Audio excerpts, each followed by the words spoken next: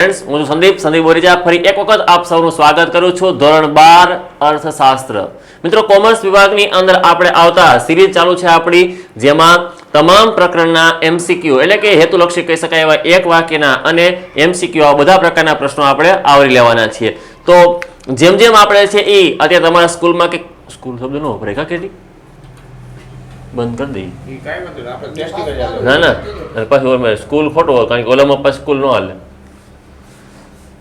જાવું થાય કેટલા ટાઈમથી નો લીધું।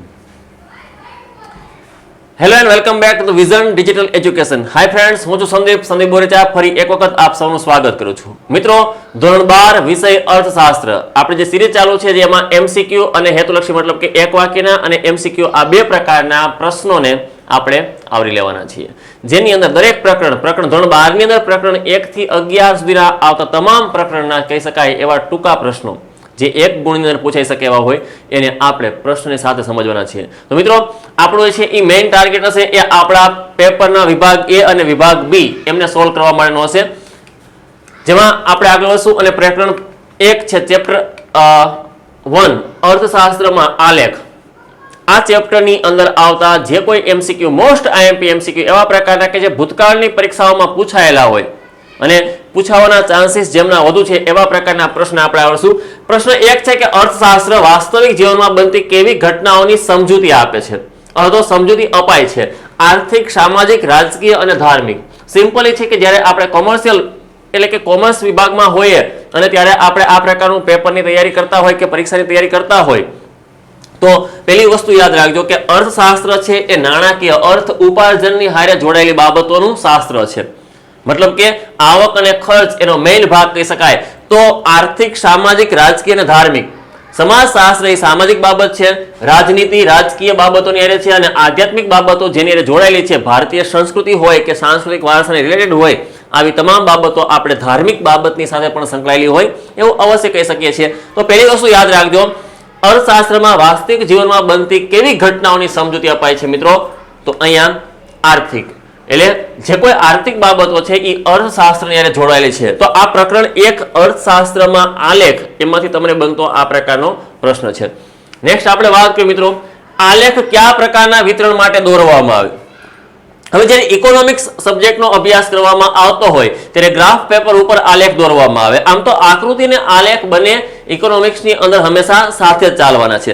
તો આલેખને દોરવા માટે કયા પ્રકારની માહિતીની આવૃત્તિ કયા પ્રકારની હોય કે વિતરણ કયા પ્રકાર કરવાનું હોય તો એ દોરવામાં આવે?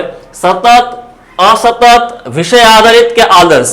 અહીં બે પ્રકારના ઓપ્શન એવા પ્રકારના બની રહ્યા છે મિત્રો કે જેની અંદર ઓપ્શનમાં વિષય આધારિત અને આદર્શ બે વસ્તુ જે આપેલી છે આપણને તે કદાચ આપણે ડિલીટ કરી નાખશું કારણ કે એની સાથે બંધ બેસતું નથી, પણ એ બે વસ્તુ એવી એક સમાન જેવી લાગી રહી છે, સતત અને અસતત। જો માહિતીની આવૃત્તિ કેવા પ્રકારની હોય, સતત કે અસતત, તો આલેખ દોરવો કે આકૃતિ દોરવી? તો અહીં પેપર આપનાર વિદ્યાર્થી કે ઉમેદવારના મનમાં આ પ્રશ્ન આવી શકે કે સતત હોય તો આલેખ કે અસતત હોય તો આલેખ? 10, 20, 30, 40, 50 અથવા 20, 40, 60, 80 આપણે સામાન્ય ભાષામાં આવું કહી ગયા કે એને સતત કહીએ છીએ, જ્યારે ટકાવારી છે એ અસતત હોઈ શકે। તો આલેખ છે એ મોટા ભાગે સતત આવૃત્તિ કે સતત માહિતીની આવૃત્તિ માટે દોરવામાં આવતો હોય છે। ત્યારબાદ નેક્સ્ટ પ્રશ્ન આપણી સામે આવ્યો છે મિત્રો, પ્રકરણ 1 અર્થશાસ્ત્રમાં આલેખ। આજના સમયમાં ઇન્ટરનેટ માટેનું કયું વિધાન સાચું પડે? ઇન્ટરનેટ ભવિષ્યની અંદર પણ છે એ ડિમાન્ડેબલ છે અથવા કહી શકાય કે ભવિષ્યની ઉદ્ભવતી જરૂરિયાતોના ભાગરૂપે ઇન્ટરનેટ હશે તો ઇન્ટરનેટ અનેક બાબતમાં ઉપયોગી છે, પણ વિદ્યાર્થી કાળમાં કે પરીક્ષાલક્ષી તૈયારી કરનાર ઉમેદવારના સમયગાળા દરમિયાન ઇન્ટરનેટ શું બની શકે છે? તો યાદ રાખજો મિત્રો, ઇન્ટરનેટ છે ને તો યુવાનો માટે ફક્ત મનોરંજનનું સાધન છે અથવા શાળાની સંપૂર્ણ અવેજીમાં આવતી સંસ્થા છે, અભ્યાસ માટે શિક્ષકની સંપૂર્ણ ફરજ બજાવે છે અથવા અભ્યાસ માટેનું એક સાધન છે। જોવા જાય તો આમ લાગે કે બધું સરખું કે સમાન છે, એ વાત પણ સાચી છે। હાલના સમય દરમિયાન મોટા ભાગના યુવાનો છે એમાં કહી શકાય જે સારી રીતે ઉપયોગ કરે એ સમયનો સદુપયોગ કરે છે, બાકી સમયની બરબાદી પણ થઈ રહી છે। બીજી વસ્તુ કહી શકાય શાળાની સંપૂર્ણ અવેજમાં આવતી સંસ્થા છે નહીં, શાળાની સંપૂર્ણ અવેજમાં કે બદલામાં આવતી આ સંસ્થા છે જ નહીં, શાળાનું સ્થાન ન લઈ શકે, એટલે આ યાદ રાખશું, આ વસ્તુ પણ એમાં બનશે નહીં। અભ્યાસ માટે શિક્ષકની સંપૂર્ણ ફરજ બજાવે છે? નહીં. શિક્ષકનું સ્થાન ઇન્ટરનેટ નહીં લઈ શકે. ઓનલાઈન ઝૂમ મીટિંગ કે આજે કહી શકાય એમાં સમય દરમિયાન શિક્ષણનો ઉપયોગ ઓનલાઈન કોરોના કાળમાં કરવામાં આવ્યો, પણ એ એટલું સફળ રહેલું નથી. અભ્યાસ માટેનું એક સાધન છે. હા, અભ્યાસ માટે તમે ઇન્ટરનેટનો ઉપયોગ કરી શકો છો. તો સાચા લાગતા ચારે ચાર શબ્દો છે એમાંથી આપણે યાદ રાખશું અભ્યાસ માટેનું એક સાધન છે ઇન્ટરનેટ. ઇન્ટરનેટથી આપણે કહી શકાય એવી ત્વરિત જાણકારી મેળવી શકીએ છીએ. ટ્યુટોરિયલ જેવું સિદ્ધ થાય છે, ખાનગી શિક્ષક જેવું સિદ્ધ કરી આપે છે ઇન્ટરનેટ. ઇન્ટરનેટ આપણને અનેક પ્રકારની માહિતી આપે છે. ઇન્ટરનેટથી આપણે વાંચવાલાયક સામગ્રીઓ પ્રાપ્ત કરી શકીએ છીએ. શિક્ષણ અંગેની તમામ પ્રકારની માહિતીઓ આપણે ઇન્ટરનેટથી, જેને કહી શકાય કે સ્કૂલની સાથે સાથે રેફરન્સ, ભલામણ, સંદર્ભ સાહિત્ય આપણે તેમાંથી મેળવી શકીએ છીએ. એટલે ઇન્ટરનેટ છે એ અભ્યાસ માટેનું એક સાધન બને છે. મિત્રો, ત્રીજી વાત કરવી હોય તો આર્થિક માહિતી અંગેની આધારભૂત ડેટાની સીડી કોમ્પેક્ટ ડિસ્ક કોણ તૈયાર કરે છે? તો અહીંયા કીધું કે આ પ્રકરણ 1 ધોરણ 12 અર્થશાસ્ત્ર આલેખમાંથી આવતો આ પ્રશ્ન આપણે કહી શકીએ કે આર્થિક માહિતી જે ઇકોનોમિકલ જેને કહી શકાય એવા પ્રકારની ઇન્ફોર્મેશન હોય, અર્થતંત્રને લગતી કોઈ પણ પ્રકારની માહિતીઓ હોય, બજેટ બહાર પડતું હોય, આ તે ઘણી બધી પ્રકારની માહિતીઓ છે. તો આવી છે એ માહિતીની સીડી કોણ તૈયાર કરે? ખાનગી પ્રકાશકો, શાળાઓ, પ્રયોગશાળાઓ, સંશોધન કેન્દ્રો, સરકાર વગેરે, અથવા કોઈ એક સામાન્ય વ્યક્તિ. તો અહીંયા ડેટા સીડી તૈયાર કરે છે. મોટા ભાગે યાદ રાખજો, સીડીનો ઉપયોગ કેમાં કરવામાં? તો ભૂતકાળ અને વર્તમાન સમયમાં પણ સીડીનો ઉપયોગ થાય છે ડેટાને સંગ્રહ કરવા માટે, સ્ટોર કરવા માટે. તો આમાં વિવિધ પ્રકારની પ્રયોગશાળાઓ, કોઈ તાલીમી કેન્દ્રો હોય, કોઈ રિસર્ચ સેન્ટર હોય, અથવા કોઈ સરકાર પોતે જે કરેલા કાર્યો છે, પોતે કરેલી જે સિદ્ધિઓ પ્રાપ્ત કરેલી હોય એમના વિશેની માહિતી આપવા માટે પણ કરી શકે છે. મિત્રો, ત્યારબાદ વાત કરવી હોય તો આલેખ દોરવા અને સમજવા માટે કયું તમારી પાસે એજ્યુકેશન હોવું જોઈએ, કે જ્ઞાન હોવું જોઈએ, કે શિક્ષણ હોવું જોઈએ? આલેખ દોરવા અને સમજવા માટે કયા શાસ્ત્રનું જ્ઞાન હોવું જરૂરી બને છે? તો એક તો તર્કશાસ્ત્ર, સમાજશાસ્ત્ર, આંકડાશાસ્ત્ર અને અર્થશાસ્ત્ર. ઉમેદવાર વિદ્યાર્થી મોટા ભાગે શું ભૂલ કરીને આવે છે? અર્થશાસ્ત્ર લખી નાખે છે. કેમ કે આલેખ એટલે અર્થશાસ્ત્ર આવું મેળ બેસે છે. વાસ્તવની અંદર તમારી પાસે છે એ આલેખને સમજવા માટે આંકડાશાસ્ત્રનું જ્ઞાન હોવું જોઈએ. સમાજશાસ્ત્ર નહીં બને, કારણ કે એ સમાજશાસ્ત્ર શેના માટે છે? તો કે ભાઈ એ તો ભારતીય સંસ્કૃતિની બાબતો છે, સમાજ રિલેટેડ ચર્ચાઓ છે. તાર્કિક બાબતો હોય, તર્કશાસ્ત્ર, અહીંયા ભીનું છે, અહીંયા માટે અહીંયા પાણી ઢોળાયું છે, આવા તો કેટલાય પ્રકારના ઉદાહરણો બની શકે ને તમે કહી શકાય. તો એ તાર્કિક બાબત છે. આલેખ બનતો હોય ને મિત્રો, તો આલેખની અંદર આંકડાઓનો ઉપયોગ થયો હોય છે, સ્કેલ માપનો ઉપયોગ થયો હોય, એક્સ ધરીનો ઉપયોગ થયો હોય, વાય ધરીનો ઉપયોગ થયો હોય, ટકાવારી હોય, સાલ હોય, એમની ઊંચાઈ હોય, એક સેમ બરાબર કેટલું માપ હોય, આવી અસંખ્ય બાબતો હોય. એટલે ખાસ યાદ રાખજો, જ્યારે તમને આ પ્રશ્ન પૂછવામાં આવે કે આલેખ દોરવા માટે શું, તો ત્યારે અર્થશાસ્ત્ર સિલેક્ટ કરી નહીં આવતા, ત્યારે જવાબ આવશે આંકડાશાસ્ત્ર, સ્ટેટિસ્ટિકલ. નેક્સ્ટ આગળ વધીએ મિત્રો. વૃત્તાંશ સિમ્પલી છે. મોટા ભાગે આપણે કોમર્સનો અભ્યાસ કરતા હોય એટલે આપણને આરામથી આ પ્રશ્ન જવાબ આવડી જવો જોઈએ, પણ ઘણી વખત છે એ ઉમેદવારો કે વિદ્યાર્થીઓમાં ભૂલ કરી બેસતા હોય છે. વૃત્તાંશ આકૃતિમાં વર્તુળનું કુલ ક્ષેત્રફળ કેટલું હોય? 90 ડિગ્રી, 180 ડિગ્રી, 270 કે 360? તો આ યાદ રાખજો કે વર્તુળના કુલ વૃત્તાંશ કેટલા હોય? ઘણી વખત અહીંયા તમને 360 ની જગ્યાએ ટકાવારી જે છે એ 100 માં પણ આપી દીધી હોય, પણ અંશ પૂછ્યા છે, ટકાવારી નથી પૂછવામાં આવી. વર્તુળના અંશ કેટલા હોય છે મિત્રો? 360. વર્તુળનું કુલ જેને કહી શકાય એ અંશ છે એના 360 છે. અર્થશાસ્ત્રમાં બે ચલ વચ્ચેના સંબંધની રેખા અને ઢાળ દર્શાવવા માટે કેવી આકૃતિ? અર્થશાસ્ત્રમાં આલેખ અને આકૃતિ બે પ્રકારનો ઉપયોગ થાય. એમાંથી કેવી આકૃતિ દોરી શકાય? માની લો કે માંગ અને પુરવઠો હોય, કોઈ વસ્તી વિશે આપણે માહિતી કરીએ, વસ્તી વૃદ્ધિનો દરની વાત હોય, સ્ત્રી પુરુષમાં સાક્ષરતાનું પ્રમાણની વાત કરવાની હોય, કોઈ શિક્ષણ મતલબ કે પૂરેપૂરો સાક્ષરતાનો દરની ચર્ચા કરવી હોય, તો એના માટે ઘણી વખત છે એ આકૃતિ બનાવવામાં આવતી. તો એ આકૃતિ જે બને છે એ આકૃતિ કયા પ્રકારની હોય? રેખા અને ઢાળ બતાવે છે, પ્લસ ઝિગઝેગ લાઈનથી આખી જે નિર્માણ પામે છે, આવી જે બનતી હોય એને આપણે શું કહેશું? રેખાકૃતિ, વર્તુળાકૃતિ, ચિત્રાકૃતિ અને વૃત્તાંશ આકૃતિ.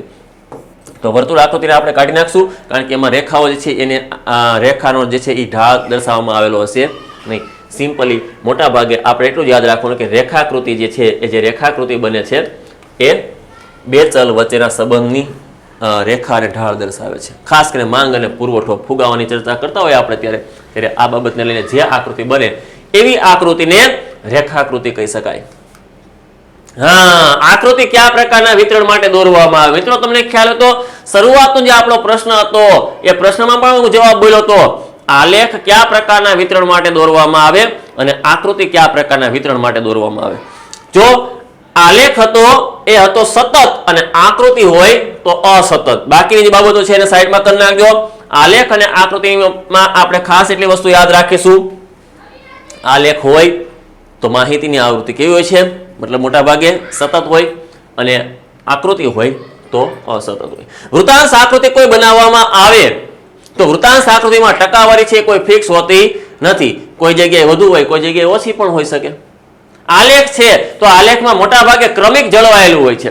વાયધરી ઉપર તમે સ્કેલમાં મૂક્યું છે કોઈ ટકાવારી દર્શાવો છો તો 20%, 40%, 60% અથવા 10%, 20%, 30% લગભગ છે એ મોટા ભાગે મોસ્ટલી વસ્તુને તમે ક્રમિક દર્શાવવાનો પ્રયાસ કરો છો. સમયગાળો તમે x ધરી ઉપર મૂકો છો સ્વતંત્ર ચલ માથે તો ત્યાં તમે છે એ 1991 થી 2001, 2011, 2021 આમ ક્રમિક જાળવો છો. તો આ વસ્તુ યાદ રાખીશું. આ પ્રકારના પ્રશ્ન આવી શકે છે કારણ કે ઇકોનોમિક્સ છે એમાં મોટા ભાગે પ્રકરણ 1 આલેખનું જે ચેપ્ટર હશે અર્થશાસ્ત્રમાં આલેખ ધોરણ 12 એમાંથી આ પ્રકારના આકૃતિ અને આલેખ રિલેટેડ જ પ્રશ્નો બનશે. નેક્સ્ટ, આલેખ કે આકૃતિમાં એક ધરી પર સામાન્ય રીતે શું દર્શાવવામાં આવે છે? વાહ, હજી હમણાં જ વાત કરી છું મિત્રો.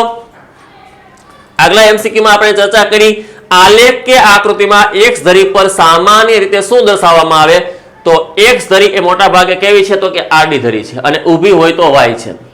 સ્વતંત્ર ચલ અને પરતંત્ર ચલ એવા બે પ્રકારના છે જેની અંદર મોટા ભાગે કોઈ સમયગાળો, કોઈ મહિનાઓ અથવા કોઈ દેશ, કોઈ પ્રદેશ આની માહિતી આપેલી હોય એ કઈ ધરી ઉપર તો કે x ધરી ઉપર બતાવવામાં આવે. આ x ધરી ઉપર શું બને તો યાદ રાખજો મિત્રો, સ્વતંત્ર ચલને છે એ x ધરી ઉપર દર્શાવવામાં આવશે.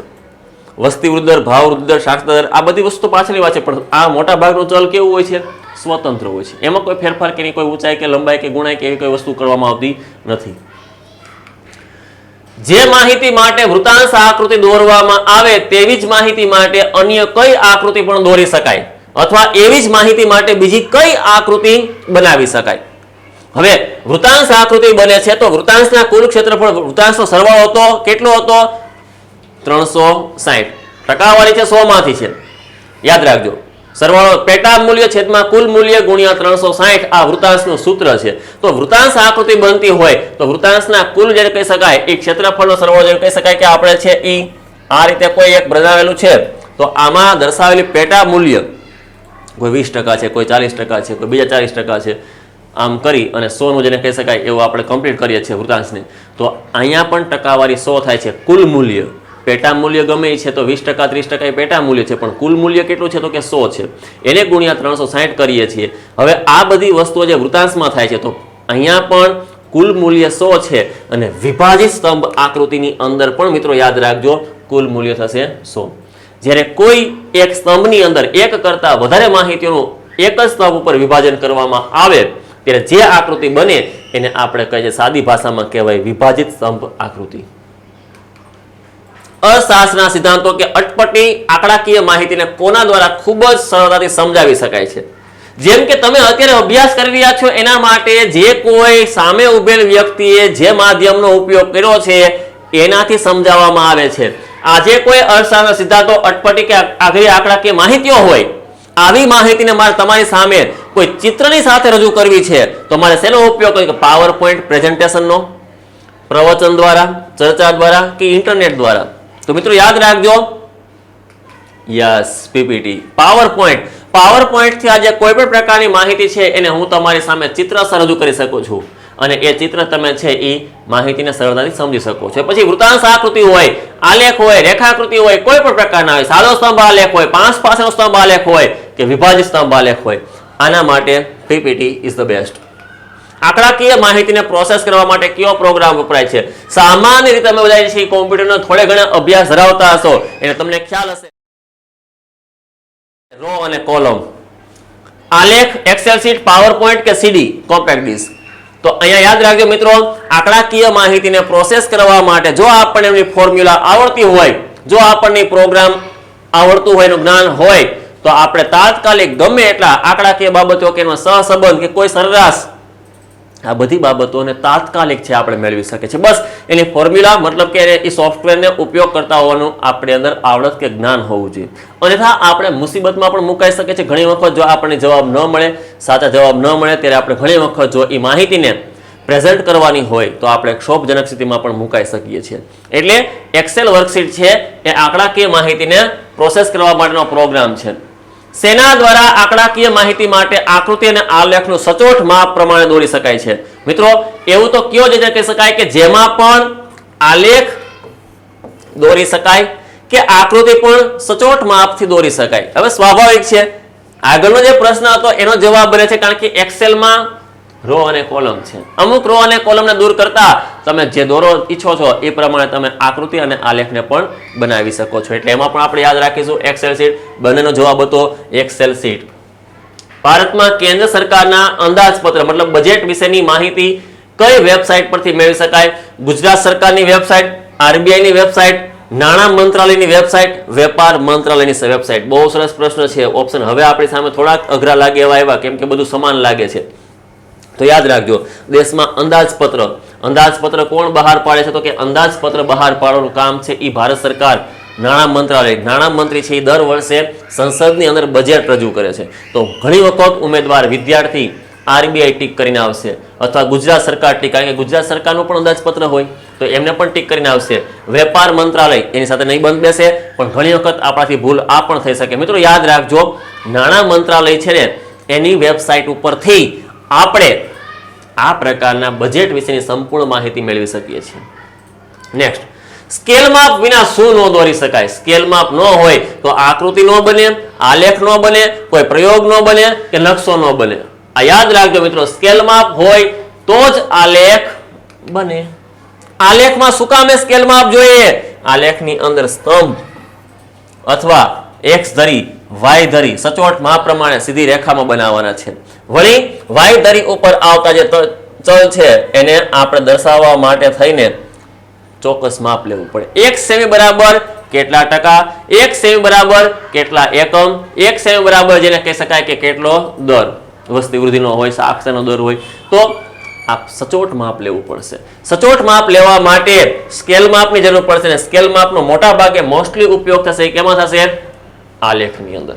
આમાં ખાસ યાદ રાખજો આ ટૂંકા પ્રશ્નો પણ હોઈ શકે. આલેખ કે આકૃતિમાં વાય ધરી ઉપર હમણાં જ હું બોલ્યો પણ ચલ બોલ્યો, હું આખો શબ્દ ન બોલ્યો. આલેખ કે આકૃતિમાં વાય ધરી પર સામાન્ય રીતે શું દર્શાવવામાં આવે? તો યાદ રાખજો સમયગાળો, પરતંત્ર ચલ, દેશ કે વર્ષ. આ દેશ, વર્ષ અને સમયગાળો છે ને એ સ્વતંત્ર ચલમાં આવશે. એટલે મોટા ભાગે આ બધી વસ્તુ કેમાં આવશે? તો કે એક્સ ધરી ઉપર, દેશ તો એક્સ ધરી ઉપર, વર્ષ તો એક્સ ધરી ઉપર. પરતંત્ર ચલ ટકાવારી છે, હમણાં જ મેં વાત કરી તમને, ટકાવારી છે. કોઈ વૃદ્ધિનો દર હોય, કોઈ એકમ હોય, કોઈ વેચાણ હોય, આ બધી બાબતો છે એ બધી બાબતો છે વાય ધરી ઉપર જશે. એટલે વાય ધરી ઉપર પરતંત્ર ચલ દર્શાવવામાં આવશે. મિત્રો યાદ રાખજો સમયગાળો, દેશ અને વર્ષ હોય ને તો એક્સ ધરી ઉપર હોય. સ્તંભ આકૃતિ કેટલા પ્રકારની હોય? સ્તંભ આકૃતિ કેટલા પ્રકારની હોય? સ્તંભ આકૃતિ મુખ્યત્વે 3 પ્રકારની હોય છે. કેટલા પ્રકારની? 3. કઈ કઈ? સાદો સ્તંભ આલેખ અથવા તો સાદો સ્તંભ આકૃતિ, 5 પાસેની સ્તંભ આકૃતિ અને વિભાજિત સ્તંભ આકૃતિ. હવે આપણે કોઈ આવી આકૃતિ બનાવવાની થશે ક્યારે બનાવવાની થાય? કે હવે બોર્ડની પરીક્ષા હોય, કોઈ ટાટના ઉમેદવારો હોય તો એમને છે કહી શકાય કે મેન્સમાં જાય ત્યારે આ પ્રકારનો કદાચ છે આલેખ આકૃતિ બનાવવાની થાય તો આપણે એમને પણ છે એ પછીના સમય દરમિયાન શીખવાના જ છીએ. કારણ કે અત્યારે આપણે હેતુલક્ષી ઉપર ભાર મૂકીએ છીએ એટલે આ બાબતોને આપણે ટાર્ગેટ કરીશું. વિઝન ડિજિટલમાં જ્યારે એમસીક્યુ ચાલતા હશે ત્યારે એમસીક્યુ સંલગ્ન જ માહિતીઓ આપવામાં આવતી હશે અને ત્યારબાદ જેને કહી શકાય જે આપણું હેતુલક્ષીનું કામગીરી પૂરી થયા પછી જે મોટા પ્રશ્નો હોય એટલે કે ઘણી વખત પરીક્ષામાં વિદ્યાર્થીઓ માટે, બોર્ડના ઉમેદવારો માટે, વિદ્યાર્થીઓ માટે 2 ગુણ, 3 ગુણ અને 5 ગુણના હોય એમ કદાચ આગળના જે છે એ 8 ગુણનો પણ પ્રશ્ન બનતો હોય, 20 માર્ક માટેના પણ કોઈ પણ પ્રકારના જેને કહી શકાય સામૂહિક પ્રશ્નો હોય ત્યારે એ સંપૂર્ણ આપણે તૈયારીઓ કરવાના છીએ. આગળ વધીએ મિત્રો, વૃતાંશમાં પેટા મૂલ્યનો સરવાળો કેટલા અંશનો છે? યાદ રાખજો મિત્રો. તો અહીંયા છે વૃતાંશમાં પેટા મૂલ્ય, કુલ મૂલ્યને આપણે વાત કરી ગયા છે પણ 360 વૃતાંશના ફરી પાછો આ પ્રશ્ન બનશે એટલે વૃતાંશના કુલ ક્ષેત્રફળનો જેને કહી શકાય એ સરવાળો થશે 360. સરકારના બજેટની માહિતી શેમાંથી મળે છે? સરકાર જે બજેટ બહાર પાડે છે એ સરકારના બજેટની માહિતી આપણને ક્યાંથી પ્રાપ્ત થાય? તો કે ફ્લોપી ડિસ્ક, સીડી, કમ્પ્યુટર કે ઇન્ટરનેટ. સરકાર જે કોઈ પણ બજેટ બહાર પાડે છે એ બજેટની માહિતી, આમ તો ઘણા બધા સ્ત્રોત છે. કાલે સવારે ઉઠીએ તો છાપામાં પણ એની માહિતી આપણને આપી હોય, પણ જ્યારે આપણી પાસે વર્તમાન પત્ર એવો ઓપ્શન નથી તો યાદ રાખજો ઇન્ટરનેટ એના માટે બેસ્ટ બનશે. ન્યૂઝ ચેનલો પણ આપણને સંપૂર્ણ માહિતી આપી શકે, પણ આપણે એનાથી પણ વધારે જાણકારી મેળવવી હોય તો ઇન્ટરનેટમાંથી આપણે લગભગ સરકારના તમામ પ્રકારના બજેટની શું કરી શકીએ છીએ? માહિતી મેળવી શકીએ છીએ. આધુનિક યુગમાં કેવા સ્તંભ દોરવાની રીત પ્રચલિત થઈ છે? યસ, સ્તંભ તો બને છે. સ્તંભ મોટા ભાગે છે જ્યારે ગ્રાફ પેપર ઉપર બનતો હોય તો એ ઊભા સ્તંભ હોય છે. પરીક્ષાની અંદર ઉમેદવાર વિદ્યાર્થીઓને જે આપવામાં આવે છે ગ્રાફ પેપર આપવામાં આવે, અને ગ્રાફ પેપર ઉપર A4 સાઇઝમાં મોટા ભાગે જે બનતા હોય એ લગભગ ઊભા સ્તંભ હોય છે. પણ કોમ્પ્યુટરની મદદ તમે ઉપયોગ લઈ શકો છો. કોમ્પ્યુટરના મદદથી તમે જેને કહી શકાય વાય ધરી ઉપર પણ સ્તંભ બનાવી શકો છો. એટલે વાય ધરી ઉપર આડા સ્તંભ બનાવવાની જે છે એને કહી શકાય એ ફોર્મ્યુલાનો ધીમે ધીમે વધારે પડતો ઉપયોગ થયો છે એમ કહી શકાય. તો આધુનિક યુગની અંદર ટેકનોલોજીના આગમનને કારણે આડા સ્તંભ દોરવાની પણ પ્રથા પ્રચલિત થઈ છે. અહીં તમને પ્રશ્ન હોય આડા, ઊભા, ત્રાંસા કે ત્રણેય પ્રકારના, તો યાદ રાખજો મિત્રો એમાં ત્રણેય પ્રકાર ટીક ન થઈ જાય. આડા સ્તંભ. સામાન્ય પ્રજાને માહિતી આપવા શાનો ઉપયોગ થાય? સામાન્ય પ્રજા છે એમને જે માહિતી આપવી છે, મારે કોઈ અભણ લોકો સુધી મારા મેસેજને પહોંચાડવો છે તો એના માટે મારે શેનો દોરવો જોઈએ? આલેખ બનાવવો જોઈએ, આકૃતિ બનાવવી જોઈએ, કોમ્પ્યુટર બનાવવું જોઈએ, કમ્પ્યુટરમાં માહિતી આપવી જોઈએ કે રેડિયોમાં જાહેરાત કરવી જોઈએ? તો યાદ રાખજો મિત્રો, વર્તમાન સમયની અંદર તમે તમારા જે છે બિઝનેસ છે, તમારો ધંધો છે, કોઈ રોજગારી છે, દેશમાં કોઈ પણ બાબતની ચર્ચાઓ છે કે જેને સામેના વ્યક્તિને સમજાવી છે, તો હંમેશા યાદ રાખજો કે સામેવાળો વ્યક્તિ શિક્ષિત હોય એવું જરૂરી નથી. હવે આલેખને સમજવા માટે આપણે શીખી ગયા છીએ આંકડા શાસ્ત્રનું જ્ઞાન જોઈએ. આંકડા શાસ્ત્રના જ્ઞાન વિના આલેખને સમજી શકાય નહીં. તો સામે છાપું વાંચનાર વ્યક્તિ હોય, ટીવી જોનાર વ્યક્તિ હોય, એ દરેક વખતે શિક્ષિત જ હોય એવું આપણે સ્વીકારી લેવાતું નથી. આ સ્થિતિની અંદર આકૃતિ બેસ્ટ રહેશે, કારણ કે આકૃતિમાં વૃત્તાંશ આકૃતિ, જાજુ માપ, નાનું માપ તાત્કાલિક ખબર પડશે. કોઈ આ પ્રકારનું દોરવામાં આવેલો હોય વૃત્તાંશ આકૃતિ, તો સામેવાળો જોવાળો અભણ હોય તો એ પણ ખાલી એક વસ્તુ તો આમાં જે છે એ માર્ક કરી શકે કે આમાં જાજો ભાગ કયો છે અને ઓછો ભાગ કયો છે. હવે આવી રીતે બીજી બાબતમાં નિરક્ષર વ્યક્તિ કોઈ રેખાની આકૃતિ કે ઢાળ જોશે, ઝિગઝેગ લાઈન જોશે એટલે ખ્યાલ આવશે ને કે ક્યારે અપ ગયું, ક્યારે ડાઉન થયું, ફરી પાછું ક્યારે અપ થયું, ફરી પાછું ક્યારે ડાઉન થયું. એટલે સામાન્ય પ્રજાને માહિતી આપવા માટે તમારે આકૃતિનો ઉપયોગ કરવો જોઈએ, આલેખનો ઉપયોગ કરવો જોઈએ નહીં. કારણ કે આલેખ છે ને એ આલેખથી સામેવાળી વ્યક્તિ આંકડા શાસ્ત્રનું જ્ઞાન જાણતી હોય તો જ એ સમજી શકશે. એટલે યાદ રાખજો આકૃતિનો ઉપયોગ કરવામાં આવે. બેન્કિંગ અંગેની માહિતી કોની વેબસાઇટ પરથી મળશે? તો મિત્રો યાદ રાખજો પ્રશ્નાર્થી છે આપણી સામે એસબીઆઈ, આઈસીઆઈસીઆઈ, વર્લ્ડ બેંક કે આરબીઆઈ. ઇન્ડિયાની અંદર બેન્કિંગની માહિતી આપવા માટે હંમેશા યાદ રાખજો આપણે આરબીઆઈ, રિઝર્વ બેંક ઓફ ઇન્ડિયાની વેબસાઇટનો ઉપયોગ કરશું. પ્રકરણ 1 ના આ મુદ્દો ઇન્ટરનેટના ઉપયોગોમાંથી લેવાયેલો આ પ્રશ્ન છે, એટલે આપણે યાદ રાખજો. મિત્રો થેન્ક યુની સ્લાઇડ આવી ગઈ છે આપણી સામે. આ રીતે આપણે ચેપ્ટર વાઇઝ એક પ્રકરણ જે આવશે ને એ બધા પ્રકરણના આપણે MCQ અને 1 માર્કના પ્રશ્ન આવરી લેવાના છે. ધોરણ 11 અને ધોરણ 12 આ બંનેની અંદર જેને કહી શકાય એવા પ્રકારના હેતુલક્ષી પ્રશ્નોની સિરીઝ ચાલુ છે. મિત્રો અહીંયા તમને બેસ્ટ તૈયારી મળશે. વિઝન ડિજિટલ એજ્યુકેશન 9993343393 આ નંબર ઉપર જે છે એ અમારો કોન્ટેક્ટ કરો, વોટ્સએપ કોન્ટેક્ટ, તમને તમામ પ્રકારની માહિતી મળી જશે. આજનો લેક્ચર આપણે સમાપ્ત થાય છે. ધન્યવાદ.